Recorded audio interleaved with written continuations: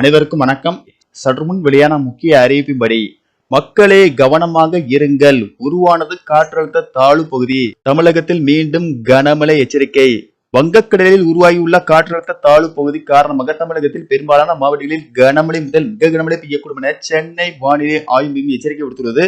இதுல எந்தெந்த மாவட்டங்களுக்கு கனமழை எச்சரிக்கை விடுக்கப்பட்டுள்ளது என்பதை பற்றியும் மேலும் சில கூடுதல் தகவலை நம்ம வீடியோல பார்க்கிறோம். வீடியோ ஸ்கிப் பண்ணாம பாருங்க. வீடியோக்குள்ள போறதுக்கு முன்னாடி இந்த வீடியோக்கு ஒரு லைக் பட்டனை பிரஸ் பண்ணிக்கோங்க. இப்போ நம்ம சேனலுக்கு முதன்முறையா வரீங்கன்னா சப்ஸ்கிரைப் பட்டனை பிரஸ் பண்ணிக்கோங்க. கூடவே பெல் ஐகான் பட்டனையும் பிரஸ் பண்ணிக்கோங்க. வாங்க வீடியோக்குள்ள போகலாம். சற்று முன் சென்னை வானிலை ஆய்வு மையம் வெளியிட்டுள்ள அறிவிப்பில் தென்கிழக்கு வங்கக்கடல் மற்றும் அதனை ஒட்டிய பகுதியின் மேல் ஒரு வளிமண்டல மேலடுக்கு சுழற்சி நிலவுகிறது. மேலும் தெற்கு வங்கக்கடலின் மத்திய பகுதிகளில் ஒரு காற்றழுத்த தாழ்வு பகுதி உருவாகியுள்ளது.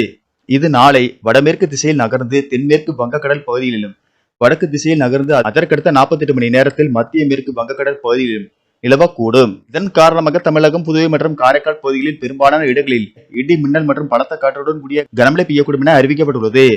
அதன்படி இன்று தென் தமிழகத்தில் ஒரு சில இடங்களிலும், வட தமிழகத்தில் ஓரிரு இடங்களிலும், புதுவை மற்றும் காரைக்கால் பகுதிகளிலும் இடி, மின்னல் மற்றும் பலத்த காற்றுடன் கூடிய லேசானது முதல் கனமழை பெய்யக்கூடும் என்றும் ராமநாதபுரம் மற்றும் புதுக்கோட்டை மாவட்டங்களில் கனமழை பெய்ய வாய்ப்புள்ளது.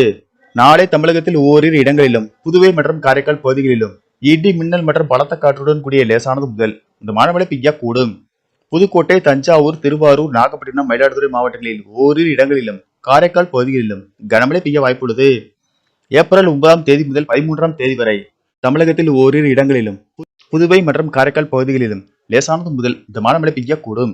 இன்று முதல் ஏப்ரல் 11ஆம் தேதி வரை தமிழகத்தில் அதிகபட்ச வெப்பநிலையில் 2 முதல் 3 டிகிரி செல்சியஸ் படிப்படியாக உயரக்கூடும்.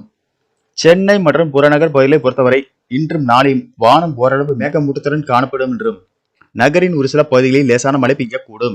மீனவர்களுக்கான எச்சரிக்கையின்படி அந்தமான் கடல் பகுதிகள், தென்கிழக்கு வங்கக்கடல் பகுதிகள், அதனை ஒட்டிய தென்மேற்கு மற்றும் மத்திய வங்கக்கடல் பகுதிகளில் சூறாவளி காற்று மணிக்கு 35 முதல் 45 கிலோமீட்டர் வேகத்திலும் இடையிடையே 55 கிலோமீட்டர் வேகத்தில் வீசக்கூடும் என்பதால் மீனவர்கள் கடலுக்குள் மீன்பிடிக்க செல்ல வேண்டாம் என்று அறிவுறுத்தப்படுகிறார்கள். நன்றி.